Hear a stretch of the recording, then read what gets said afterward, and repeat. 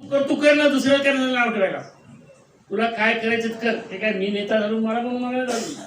मला काय शिवाय देतात तुम्ही. गटारे सर म्हणले आता 4-5 जोडे खाऊन घालतो तसं आम्ही जातो. आणि मी तरी या समाजाच्या नेत्याला नाव ठेवणाऱ्या लोकांना विचारतो, जे नेते झाले. आता योगायोगानं माहुलकरांची केस, आपल्या माहुलकर काय खासदार महात्म्याच्या केस जर सोडली तर समाजानं कोण्या माणसाला आमदार केलं. तुम्ही त्यानं समाजाचं कामच केलं नाही असंही म्हणता अण्णाराव पाटील साहेब. ते लोक कोणी जे माणसं गणपतराव देशमुखाला कोणी समाजाच्या तिथले मतदार असतील, पण राज्यातले जे म्हणतात गणपतराव देशमुखाला काहीच केलं नाही. तू काय केलं बघ त्याच्यासाठी. ह्या सगळ्या गोष्टी तरुणांनी समजून घेतल्या पाहिजे. आणि विशेष सांगतो, ज्यांना ज्यांना राजकारणात जायचं, 2 गोष्टी, आरक्षण वेगळं, राजकारण वेगळं. समजून घ्या. राजकारणाशिवाय आरक्षणाला तुम्हाला गती मिळणार नाही, परंतु समाजामुळे राजकारण होते हे नाही. तुम्ही कर्तृत्व सिद्ध करावं लागेल. धनगर समाजात कितीतरी लोक असतील, मग त्याने काय प्रवृत्त केलं नाही. हा केलाच काय केला. हा केलं त्याची सिद्धता तिथं कमवून दाखवली. आणि म्हणून समाजाच्या नेत्याने काही केलं नाही, ते आमच्या जीवावर नेता झाला असं म्हणणाऱ्या तरुणांनी सध्या बंद करावं. म्हणजे ही सध्या पिढी फार जोरात सुरू झाली. अण्णाराव पाटील आज अण्णाराव पाटलांनी काही न मिळवता काम केलं. आमची हिंमत आहे त्याला काय म्हणायचं. मी तुम्हाला सांगतो, माझ्या एक राज्यामध्ये मी 1986ला पहिल्या वेळा सामील झालो. मी पक्षात जॉईन झालो. कधीही मी समाजाचा आतापर्यंत कितीतरी संघटना झाली, मी केली असती संघटना. मी राज्यमंत्री 2001ला झालो. सगळ्या संघटना माझ्या, तर धनगर समाजाच्या. स्वतःचं अस्तित्व दाखवण्यासाठी समाज वापरायचा नाही, हे ब्रीद माझं. बघितलं असं एकदाही समाजाचा मेळावा घेऊन आमच्या पक्षाचा नेता तिथं बोलून, माझ्या पाठीमागे एवढा समाज आहे, मला काहीतरी द्या, असं म्हणणारे मी नाही. ते लोकांमुळेच आपला समाज घात झाला आहे. जे नैराश्य जे म्हणले आले, अशा म्हणणाऱ्यांनी लोक गोळा करून काही मिळवण्याची पद्धत केली, त्याच्यामुळं लोकांमध्ये नैराश्य आलं. आणि म्हणून लोक शहाणे करण्याचं काम तुम्ही करा. लोक तयार आहेत, पण लोक आता कंटाळलेत की नेमकं जे लोक गोळा करतात ते नेते होण्यासाठी करतात, आरक्षणाचं काही घेणं नाही. आणि म्हणून ह्या गोष्टी करण्यासाठी आपण पुढे आलेत, त्याबद्दल महिल्यापासून धन्यवाद तुम्हाला. ज्या ज्या लोकांनी आता चांगलं सरांनी चांगलं म्हणलं, राऊत सरांनी अतिशय चांगलं बोलली, गटारे नाव विसरले पण त्याचे विचार नाही विसरले. म्हणजे विचार एवढे महत्वाचे असतात. ते चांगले विचार नाव विसरलं तरी विचार नाही विसरले. आणि म्हणून माणसाला विचार देण्याची गरज आहे. आत्ता सांगितलं गेलं चांगलं सरांनी की प्रतिनिधित्व तिथं पाहिजेत. आता एकीकडे एकदा 12 आमदार एका वेळेस आपल्याकडे होते. आता आपल्या विधानसभेत विधान परिषद कितीवर आलो आपण. म्हणजे आता धनगराची प्रगती झाली का अधोगती झाली याचा कोणी विचार करणार आहे का. हे कशामुळे झालं. भाषण करताना आम्ही लय म्हणतो आम्ही सगळे एक आहेत, आपले माणसं विधानसभेत गेले पाहिजेत. तरी मग हाके साहेबाला कोण पाडलं भाऊ. ते समाजाचे नव्हते. किती समाजाचं मतदान मिळालं. हाके साहेब तुम्हाला माहीत झाले म्हणून सांगू. मी निवडणूक लढवलीच कोणाला माहीत नाही. कारण 2004ला मी दुसऱ्या जिल्ह्यात 2 विधानसभा लढवली. राहत होतो परभणीला आणि 2004ला निवडणूक लढवली कळमनुरीला. समाज भरपूर आहे असं सांगितलं आमच्या पक्षानं. पण तू तिथे जाऊन लढवली. किती दिवस आधी सांगितली. 12 दिवस आधी. हे होते तिथं आमचं ते जंग. म्हणजे ठीक आहे, पक्षाचा आदेश, समाजाचं काही घेणं देणं नाही. पक्षाचा आदेश तिथे जाऊन लढवली. अशी संधी वाटली की 3 टर्म आमदार तिथं आपल्या समाजात होता. मग आम्हाला वाटलं जरा बाहेरचं जिल्हा परिषदला पाणी लढून वाटत नाही, पण चला समाजाचा आमदार 3दा निवडून आला. आपण लागली संधी तर लागली म्हणून बाहेरच्या जिल्ह्यात तर बाहेरच्या जिल्ह्यात 241 बूथ तिथं आहे. त्याच्यामध्ये 105 बूथ मध्ये आपला समाज आहे. 136 बूथ मध्ये काही गावं जिथं आपला समाज आहे. सिंगी नावाचं गाव 1200चं गाव आहे. एकही धनगराचं हटकराचं जे काही शाखा असतील 50-50 शाखा. जिथं का आपण शाखा मानत नाही, मानलं नाही पाहिजे, सगळं एक केलं पाहिजे असं म्हणतो, पण त्याचे अजून कृतीत आलं नाही. परंतु त्या ठिकाणी 200 एकही शाखा नसणारे सिद्धी गाव मराठ्याचं गाव, राजकीय अंग कोणाला ते यांनी सांगितल्याप्रमाणे त्या मराठ्याच्या गावामध्ये मला 1200 पैकी 700 मतदान. लोकसभेला माझ्या 6 महिने आधी निवडणूक झाली होती, तिथं मराठ्याची खासदारकीला उभी होती, त्याला 300 होतं पण मला 700 झालं. आणि ज्या गावामध्ये आपलं समाजाचं मतदान पूर्ण 90% होतं तिथं मी मायनस. म्हणलं बाबा, आणि त्याच्यात सगळे नातेवाईक पुन्हा सगळं झालं. काय झाल्यानंतर आम्ही आपलं गेलो. मी एक प्रॅक्टिकल सांगालो, लोक शहाणे करण्यासाठी तुम्हाला उदाहरण सांगालो. जोपर्यंत लोक शहाणे होणार नाही तोपर्यंत जे काही लोकांना वाटते हे राजकीय बगळे काहीतरी करायला समाजाचं वाटोळं, तर ते बंद होईल आणि मग खरे तेवढे समोर येतील. आणि मग तिथं गेल्यानंतर मग ते एक साडभाऊ आला बाबा चहा प्यायला. अख्यासारखे शहाणे माणसं बाजूला होते. म्हणजे साहेब गेलं तुमच्या विरोधात काम केलं, मग चहा प्यायला मग मी गेलो. म्हणलं ते मला साहेब नाही पुढचं असेल नाही हो, म्हणजे तुमचा मी साडू पडतो. म्हणजे मग मी पटकन याला सांगितलं होतं, म्हणजे तू आत्ता झालास की पहिल्यापासून आहेस? पहिल्यापासून आहे. म्हणजे निवडणुकीत साडू होता मग तू माझ्या विरोधात काम केलं? हो. मग कशामुळं? नाही, तुम्ही आले की त्या हक्केच्याच घरी जात होते, त्याचं मला बघायचं होतं आणि म्हणून मी तुम्हाला पाहिजे. त्याचं काय बघलं माझं बघलं, ही जे एकाच्या टांगा खेचायची जी पद्धत आहे समाजामध्ये, इकडं पक्ष आपल्या कोणाच्याच बापाचं नाही. तुम्हाला सांगतो, कुठलाच पक्ष आपल्याला आरक्षण देईल हे तुम्ही विचारच करू नका. आणि तुमचे सध्याची विचारसरणी जर राहिले तर तुमचा पक्ष एवढा लवकर जागा लढवतील वीस, पण निवडून येणार नाही.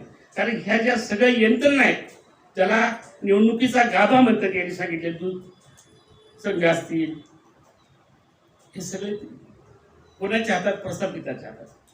आणि सर्वच माणसं आपल्यासारखे, आता कोण बोलून गेलं, तुम्हीच बोलली मला वाटतं पहिल्या ह्याच्यात, की मी काय घाबरत नाही, संविधान मला माहिती आहे, असं सगळेच म्हणू शकत नाही. सगळ्याच्या काही आर्थिक परिस्थिती असतात, कुठं अडचणी असतात, मूल जात नाही, कुठं कारखाना जात नाही. त्यांनी म्हणलं पाहिजे समाजाला आणणारं तुम्हाला याच्यासाठी शहाणे करणे गरजेचं आहे की रावसाहेबांनी सांगितलं मिळाव्यासाठी यांनी 50 गाड्या दिल्या, त्यांनी 50 गाड्या दिल्या. पण रावसाहेबांनी हे नाही सांगितलं की 6 डिसेंबरला विदाऊट गाड्याचं भाकरी घेऊन जाणारे लोक सुद्धा या देशामध्ये आहेत. आणि हे जोपर्यंत आपल्या समाजात येणार नाही तोपर्यंत आपली काहीच प्रगती होणार नाही. कुठे कुणाच्या उघड्यावर आणि कुबड्यावर जर जगत असाल, जोपर्यंत तुम्ही एक संघ होणार नाहीत, तुमच्या आत्मनिर्भरतेसाठी तुम्ही 4 दिवस देणार नाहीत. आज तुम्हाला सांगतो, एक मी माझ्या मोठेपणा सांगत नाही, पण हाकेत साहेब इथं आहेत. आमच्या पक्षामध्ये एवढी शिस्त आहे की ती मिटिंग सोडून मला इथं आलं तर कारवाई होती, म्हणजे झाली तरी चालेल. परंतु पहिल्यांदा आपलं अस्तित्व महत्वाचं आहे. आणि म्हणून ह्या गोष्टी करण्याच्या दृष्टिकोनातून आपल्याला सगळ्या पक्षात माणसं असले पाहिजेत, बिलकुल असले पाहिजे. त्या असणाऱ्या माणसाने तिथं आपलं अस्तित्व निर्माण केलं पाहिजे. मी जवळून बघितलं, मी पक्षामध्ये होतो, मी राष्ट्रवादीमध्ये होतो, मी शरद पवारच्या जवळचा होतो. मी आमच्या समाजाला खासदार करा म्हणून किती घंटे बैठक घेतली? 3 घंटे, 3 तास. पण मागाच होतो. मी भाजपचा अध्यक्ष झालो, जिल्हाध्यक्ष, नगरपंचायतीचे तिकडे माझ्या हातात आले, मला मागायचं काम नाही पडलं. कोणाला द्यायचं मी देऊ शकलो. प्रक्रियेमध्ये जोपर्यंत आपले माणसं जात नाही, मागणं आणि देणं ह्या 2 गोष्टीमध्ये फरक आहे. आणि म्हणून तुम्हाला राजकारण, तुम्हाला सत्ता घ्यायची असेल तर तुम्हाला प्रक्रिया समजली पाहिजेत. आपण काय देऊ शकतो, त्या ठिकाणी कसं जाता येईल हे पाहिलं पाहिजे. लोकांनी मला येडत काय 11 महिन्याची आमदारकी सोडली म्हणली आहे. अर्धे लोक म्हणू लागले लयच येड आहे म्हणले, आमदारकी सरपंच सोडत नाही म्हणले, त्याने आमदारकी सोडली. काय करावं? बायको सुद्धा झाली मला, तुम्हाला हात नाही गेलं. आता कशाला म्हणती, जर तेव्हा पाहायला पाहिजे लग्न करताना, आता म्हणून काय फायदा? तसं आहे तसं पाहिजे. विनोदाचा भाग थोडा, परंतु माणसाला एक मन आहे, रुंगण्यावर हात असावा पण डोळे दिल्लीकडे असावं. हे जोपर्यंत आपल्या लोकांना कळणार नाही. आणि म्हणून आणणारा प्रश्न, आज आम्ही या ठिकाणी आमच्या पक्षाचा कार्यक्रम सोडून याच्यासाठी झालो की आज तुम्ही 25-30 वर्षापासून लढवही नेते असून तुम्ही प्रक्रिया, यांनी सांगितलं कुठेतरी टाटा सगळी तुम्ही काही चॉकलेट घेतली नाही, म्हणजे लाभाचं पद कुठं काही घेतलं नाही. अजून एकदा आरक्षण नाही पण तुम्ही घेऊ नका, माणसं पेटवा, आम्ही आमचं सगळं सोडून देऊ. आम्हाला कधी मोठेपणा नाही, महात्मे साहेबांना आम्हाला असंच फसवलं. आम्हाला म्हणले मला कुठलंच राजकीय पद नाही, मी लाल दिवाला होतो.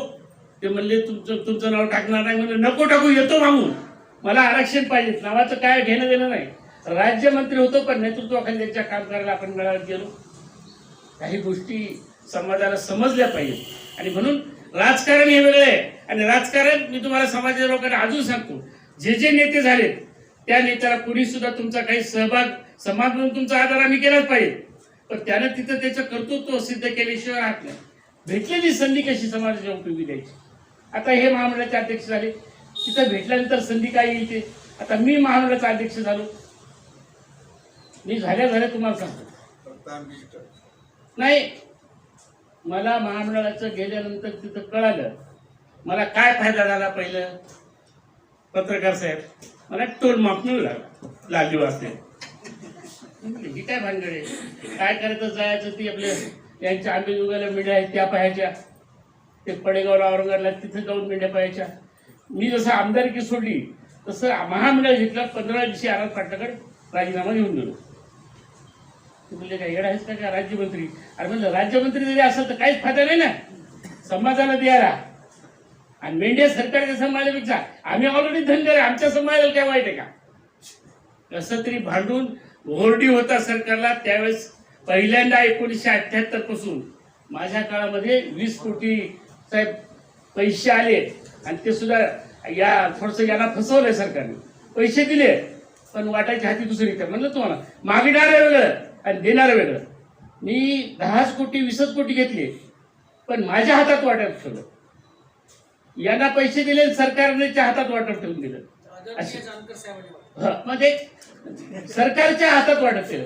मी 20 कोटी रुपये आणले, स्कीम अशी बनवली. तुम्ही जे त्यांचं नाव घेतलं ना राव साहेब, ते सुद्धा परेशान झाला. म्हणला असे कुठे स्कीम असते का, बनवायला नाही पाहिजे, हे नाही पाहिजे. तुम्ही काय करा म्हणले बँकेचं लोन करून तुम्ही बाकीची 25% सबसिडी द्या. मी कर्ज आहे आपल्याला, सबसिडी आपली आणि पूर्ण माफ झालं. 20 कोटी रुपये माझ्या काळात या धनगर समाजाला मिळाले, ज्याचा रुपया वापस करायची काम नाही पडली. महामंडळाचं नाव मी असं गेलो सत्कार करत होते. आज जसा हाकेसाहेब सत्कार झाला, कुठे गेले की शेळी मेंढी मंडळाचा अध्यक्षाला, शेळी मेंढी मंडळाचा अध्यक्ष. ही काय भानगडी माझी शेळी मेंढीचा अध्यक्ष. त्याचं नाव पहिल्यांदा 1978 नंतर मी पुण्यश्लोक अहिल्यादेवी शेळी मेंढी काय केलं. सत्ता मिळवण्याचं काम करा, ती सत्तेला उपयोग करा, परंतु समाजाला काहीच केलं. आज कोणीतरी म्हणलं मागच्या आमदारांनी काहीच केलं. आमच्या राम हरी रुपनावरून मी विधानसभेमध्ये विधान परिषदेमध्ये एकही अधिवेशन नाही ज्या अधिवेशनामध्ये धनगर समाजाचा प्रश्न काढला नाही. प्रत्येक वेळेस शेवटच्या याला मी फडणवीसांना विचारलं, तुम्ही बारामतीला शब्द देता मग तेव्हा तुम्हाला कळत नव्हतं काय. त्यांनी एका शब्दात केले की मला वाटलं नव्हतं एवढं किचकट आहे आणि म्हणून मी 1000 रुपयाची घोषणा करणार आहे, 1000 कोटीची मी देऊ शकलो नाही. म्हणून ह्या गोष्टी आपल्याला महत्वाच्या. तर ज्यांनी दिले त्यांचं नाव घेतलं पाहिजे. कुणीतरी इथं भाजपची स्तुती केली तर भाजपचा अध्यक्ष म्हणून मला आनंद झाला, पण विरोधी पक्षात असतो तरी तेवढाच आनंद झाला असता, कारण त्यांनी दिलं, खरंच दिलं. राज्यसभा दिली, मंत्री कॅबिनेट 2 दिले. मी ज्या राष्ट्रवादीत राईट हँड होतो शरद पवारांचा, आम्ही राज्यमंत्रीच्या वर कधी गेलो नाही. राष्ट्रवादीने राज्यमंत्रीच्या पलीकडे काही दिलं नाही. आणि म्हणून जे देतात ठीक आहे. पक्ष मी तुम्हाला एका वाक्यात सांगितलं, पळसाला 3 पानं. सगळे पक्ष तुमच्या विरोधात आहेत. तुमची ताकद ज्या दिवशी तुम्ही वाढवसा आणि म्हणून ज्या ज्या पक्षात जे लोक आहेत त्यांनी ताकदीनं त्या ठिकाणी आपली अस्तित्व सिद्ध करावं. जोपर्यंत आरक्षणाच्या बाबतीत हे म्हणले सर ना राऊत साहेबांना आरक्षणावर बोला. आरक्षणाचा जर मुद्दा पाहिला असेल तर आरक्षण घटनेमध्ये आहे असं म्हणणं सुद्धा मी चुकीचं समजतो. म्हणजे तुम्ही मला मारलं तरी चालेल हे म्हणल्यासारखं. प्रश्न असा आहे की प्रेसिडेन्शियल जे बुक तयार झालेलं असते, प्रेसिडेन्शियल जे ऑर्डर्स आहेत त्या ऑर्डरमध्ये प्रिंटिंग मिस्टेक झाली म्हणा का जाणून बुजून केली, ती जोपर्यंत दुरुस्त होणार नाही तोपर्यंत आरक्षणाचा विषय आम्ही त्याच्यात आहे म्हणणं गरजेचं नाही. आपलं जर असतं तर मग काही ठिकाणी शेड्यूल काय झालं असतो, काही ठिकाणी ओबीसी का राहिला असतो, काही ठिकाणी काय बरेच वेगवेगळ्या राज्यात वेगवेगळे आरक्षण काय असते. प्रेसिडेन्शियल ऑर्डर जोपर्यंत बदलणार नाही आणि ती बदलायच्या आत्ताच सांगितलं त्यांच्या मनात आलं 370 जसं एका रात्रीत कलमलं तर तेवढं मनात येण्यासाठी तुमची ताकद निर्माण होणं गरजेचं आहे आणि ती ताकद निर्माण करायची असेल तर तुम्ही आज जो पाऊल उचललं तर बिलकुल गावोगाव कमिट्या करा, जाहीर करा. आरक्षण मला काय पंतप्रधान व्हायचं होईल तोपर्यंत मी काही घेणार नाही. पाठी लोकांची खूप इच्छा आहे, एकत्रित यायची इच्छा आहे, पण ते लांडग्याच्या आत्ता जर कोणी आरक्षणावर जर करतो म्हणलं तर फार अवघड होणार आहे. कारण काय शेळ्याला बकऱ्या चालणार वाघाला म्हणून 2-4 खोटं बोललं की खरं आलं तर कोणी जाईल. तशी ही परिस्थिती आता जर कोणी आरक्षणावर जातो म्हणलं तर लोक म्हणतात त्याला काहीतरी मिळवायचं.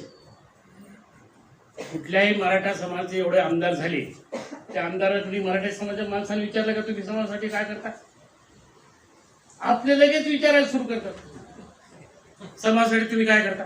तर मग काय करता म्हणजे तू येऊन तिथे गेलं काय, आम्हाला तुझं मतदान तरी आहे घेतलं, तू प्रचाराला तरी आलता का, आणि वरून विचारतो माझ्यासाठी काय केलं. तुझा काय संबंध बाबा तिथं. मी माझ्या कर्तृत्वावर माझ्या पक्षावर धनगर समाजाचा योगायोगन आहे. धनगराची तिथं पण तिथे 5,000 असतील. आता मला ते एवढं विधान परिषदेवर घेतलं राज्यातल्या धनगर समाज, मी काय जावं शरद पवारचा, त्याला काहीतरी माझ्यात दिसलं म्हणून घेतलं, मला तिथं काहीतरी दिसलं नाही म्हणून राजीनामा फेकला. आमदारकी काय स्वतःसाठी जर पाहिजेत असते तर मी 11 महिन्याचा राजीनामा सोडला नसता. आम्ही आपल्याला समजून घेतलं पाहिजे की आपण लोकांना काही देऊ शकतो आणि जे पद लोकांना देऊ शकत नसेल तर तिथं आम्ही नेते म्हणून घेऊ शकत नाही. मग आम्ही टाटा बिर्ला झालो असतो ना आमच्या बुद्धीनं. आजही आमच्यात तेवढा बुद्धी आहे. आम्हाला आमच्या स्वतःसाठी जर करायचं असेल तर टाटा बिर्ला होत असेल. आणि म्हणून माणसं तयार आहेत, काही पुढारी तयार आहेत, परंतु फसवण्याचं काम काही ठिकाणी झाल्यामुळं. आणि म्हणून तुम्ही आता आम्ही याच्या आधी बरोबर केलं, यांना सुद्धा तेच म्हणलं होतं तुम्ही एकदम सगळं करू नका, मराठवाड्यापासून सुरू करा. त्यांनी 1-2दा मीटिंग घेतली, पण आता ते राज्याचा कारभार 1-2दा घेतली दिली सोडून. आता आम्ही त्यावेळेस काही चांगलं करायला गेलो ना बरं का, तर शरद पवारनंच पाठवलं म्हणायचं. आम्ही आमच्या मनाने जरी केलं असं, माणसाला असं समजून घेतलं की मी तुम्ही महाराष्ट्रात फिरा आणि विचारा.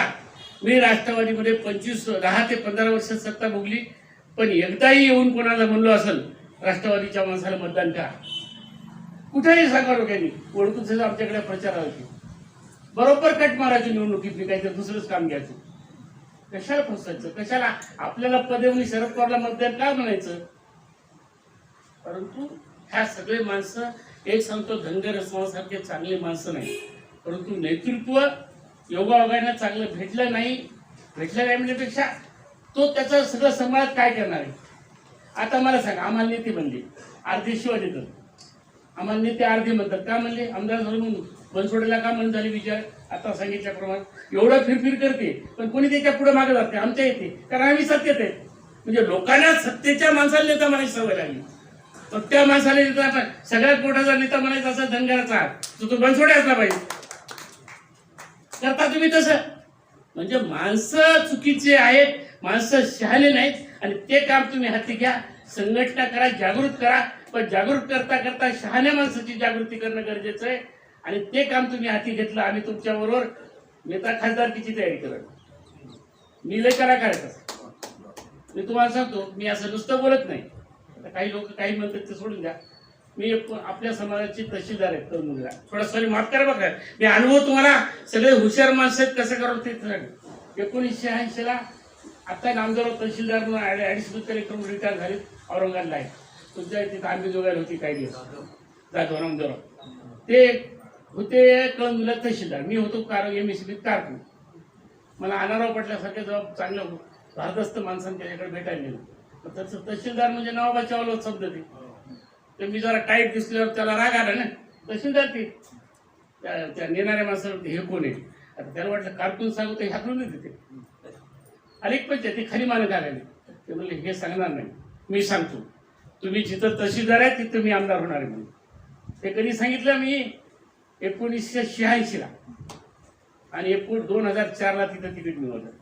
तुम्ही स्वप्न पहा, तुमचे सक्सेस होतात, पण तुम्हाला त्या कृतीनं जावं लागेल. विठ्ठलाचं दर्शन घ्यायचं निघाले शेगावकडे तर कधी भेटाल तुम्हाला विठ्ठल. डॉक्टर व्हायचं म्हणजे, आणि 12वी सायन्स घ्यावं लागेल, अभ्यास करावा लागेल. आमच्या जिल्ह्यामध्ये हे असंच सांगितल्यानंतर आमच्या जिल्ह्यामध्ये पहिला कलेक्टर झाला, साधा प्रायमरी शिक्षक होता. मी त्याला सांगितलं, माणसाने ठरवल्यावर काही होते. अहो मला व्हायचं होतं पण मी 2दा MPSC नापास झालो. झाला नापास, मेहनती असतो, UPSC कर. अहो ते इतकं अवघड असेल म्हणजे UPSC सगळ्यात सोपी बनवून फक्त मेहनत करावं लागते, चिकाटी राहते. आज तुमच्या लातूरला ते कलेक्टर होते, ज्यांनी नाव कमवलं ते पोले माझ्या मतदारसंघात होते, तिथं मी पहिल्यांदा आमदार केलं होती. आज जम्मू काश्मीरचे ते सेक्रेटरी. आणि म्हणून आताचा पूर्वीचा जो पर्व झाला, मी नव्हतो त्याला गेस्ट म्हणून, पण आल्यावर बघितलं मी, माणसं तयार करायचं काम करा. हे बघा, खिशात पैसे आल्यावर आमदार व्हा म्हणायची गरज नाही, ते पैसे त्याला गप्पी बसू देतात. आता इथं तिकीट भेटलं तरी वेळेवर कमी पडले तर खिशात ते पडते राहते का, देत नाही समाज सुद्धा तुम्हाला. माझ्या ठिकाणी काही ठिकाणी मी म्हटलं काऊन कमी पडले, तिथं चपट्यात गेलो. त्या चपट्या म्हणजे काय, दारूच्या बाटल्या गेल्या म्हणजे दारूवर आणि पैशावर देणारे लोक तयार झालेले. आणि तुम्ही सत्तेत जर जात असाल तर सत्तेत जाण्यासाठी काय काय करावं लागते ते करावं लागेल. तुम्हाला 20 आमदार करायचे असतील तर तुम्हाला 5-5 कोटीचे मोठमोठे आधी माणसं तयार करावं लागतात. आता पैशाशिवाय काय होत नाही. आणि अजून तुम्हाला सांगतो की एक टीम अशी करा.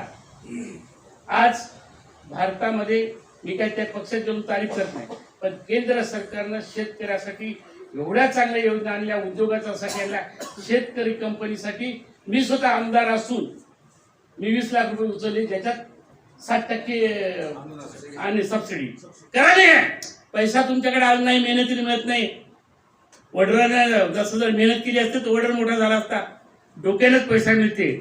आणि म्हणून 60% सबसिडीच्या योजना केंद्र सरकारला ते करणाऱ्या टीम करा. उद्योगामध्ये माझ्या पोराने PMEGPची योजना घेतल्यास साहेब, त्याच्यात 35% सबसिडी आहे. रुपया सुद्धा चहा सुद्धा एखाद्याने म्हणलं उद्या माझ्याकडे मी इंडस्ट्री टाक, तुम्हाला 25 लाख कर्ज फक्त बँकेला त्याने थोडंसं तयार करावं, त्याला 25 लाख सबसिडी चहाने पिता आणून दे, 25% सबसिडी चहाने. खूप योजना आहे. ही सुद्धा टीम आपल्याला करावं लागेल. माणसं मोठे करा, माणसं शहाणे करा. आणि मग समाज कसा सुधारत नाही आणि आरक्षण कसं मिळत नाही. अहो तिथं 2 आमदारांना इतकी पहिली वेळ आहे. हाके साहेब फार जुन्या हाके साहेब एखाद्या विधान परिषद बंद पाडत एकदा किंवा 2दा झाली असं.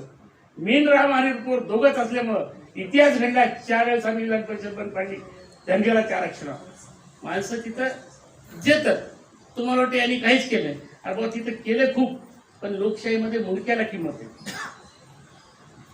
आणि म्हणून ह्या सगळ्या गोष्टी आपल्याला ज्या ज्या कार्यकर्त्याला मोठं व्हायचं असतं तरी प्रक्रियेत कसं जाता येईल ते बघितलं पाहिजे.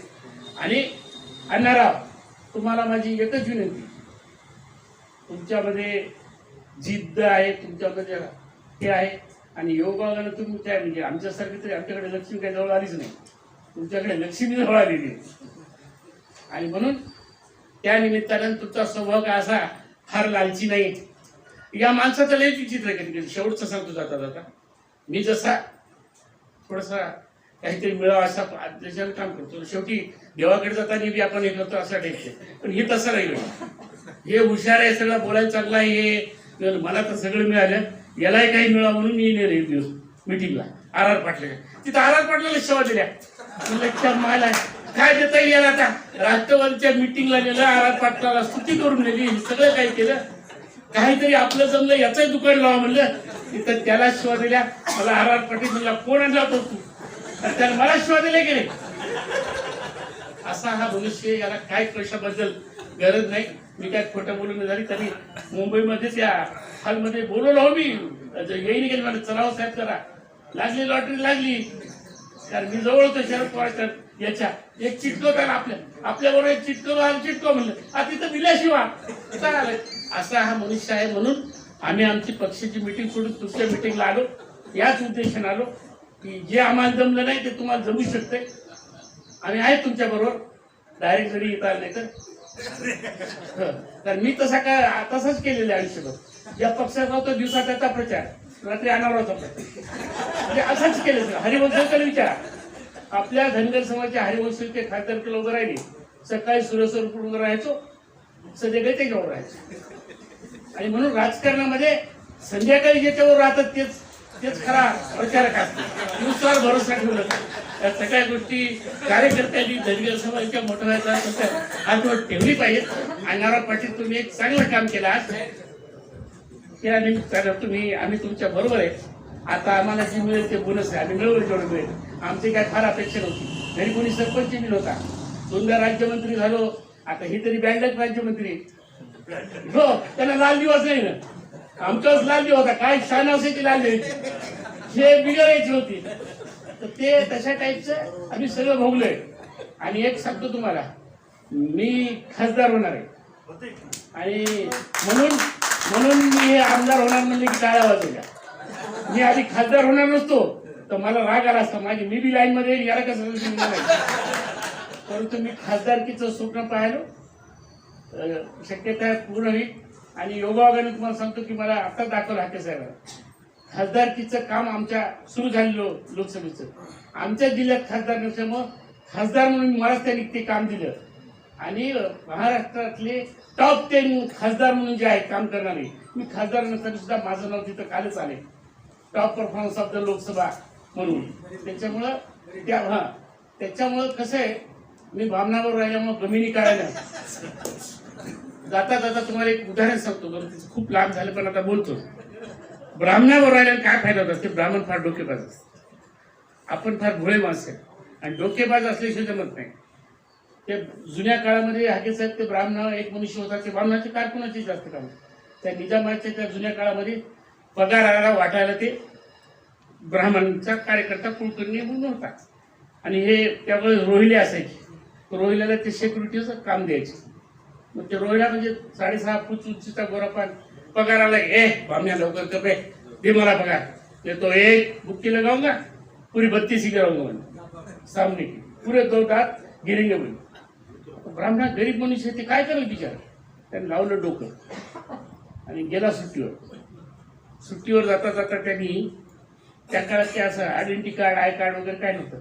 सुट्टीला जाता जाता काहीतरी 2-4 वही लिहून ठेवल्या बुद्धी होतं आणि गेला सुट्टीवर. दुसरा ब्राह्मण येऊन बसला. ते आला रोडा, एक कहा रो ऐसा वो छुट्टी ठीक है तू भी वैसा होगा चल निकाल जल्दी पगार नहीं तो 2 ही कराऊंगा. बोले क्या पगार. बोले मेरा पगार नहीं. बोले तुम नहीं बोले इसमें जो वर्णन लिखा है खून जो लिखी है इसमें सामने के दांत 2 गिरे वाले है. बोले तुम्हारे तो शादी दिख रहे. बोले पगार नहीं मिलेगा. आता महीनाभर थांबले ते. दूसऱ्या महिन्यात भी ते मला नाही देता देने किसके पास भी जाओ. होलिया जो लिखा है यहाँ वो होलिया में तुम बैठ रहे. दुसऱ्या महिन्यात उपाशी राहण्यापेक्षा गेलं 2 दात पाडले आणि तिसऱ्या महिन्यात पगार घ्यायला न बोलता 32 पाळली. तर हे तुम्ही शिका. न बोलता तुमचे आपला पगार देणारा बारामतीत बसलाय. त्याचा होलिया बिघडायचं काम मी जवळून बघितलं कसं आहे ते. तसे काम बुद्धीने करा. त्याला अजून सुद्धा कळण झाल्यावर कुठे आमदारकी सोडून कसा गेला. परेशान आहेत दोघे काका पुतण्या. आणि अजून मी एकदा भेटलो नाही त्याला. सोडून गेल्यावर मी 2दा प्रयत्न केली की कशी वागवतात आपल्याला. पण एक निरोप दिला होता करुणाच्या काळात. तर पवार साहेब किती मिनिटात पण येऊ 5 मिनिटात. अरे म्हणलं हाय वजन मी गेलो तुम्ही. कारण ते हुशार माणसं.